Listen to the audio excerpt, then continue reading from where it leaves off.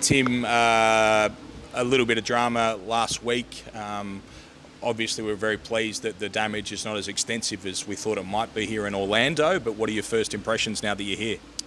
Yeah, there hasn't been much damage. It feels like Orlando really stood strong, I guess. I think it just swept through and can't really see too much bad. Was that a distraction for you, the umming and ahhing as to maybe it was going to be moved, maybe it was going to be pushed back? In all honesty, I didn't really see much of that. I didn't see it as a distraction. I was on the news, but I never really had any doubt that the fight was going to get moved. So, yeah. Tell us about the challenge of Bakhram Murtazaliev, a world champion who's been much avoided. What sort of a fight is this for you? He keeps saying that Bakhram, he's much avoided. That's nonsense. I've been chasing him for a long time, so that's nonsense. Tough challenge, I guess, but I'm just here to show that I'm levels above. Quite simple. He seemed to have a little bit of a crack at you in terms of the hype that surrounds you and about the fact that he says that you talk a lot.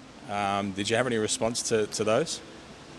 Hype. I've listened to that since the start of my career.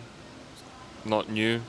They keep saying that. A couple have started respecting, but then you get another one and again hype, blah blah blah, more bullshit.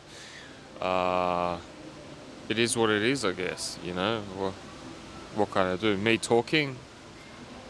I do interviews, but that's what selling a fight does, and talking about the fight. And unlike some guys that aren't promotable at all, it's not my fault, you know.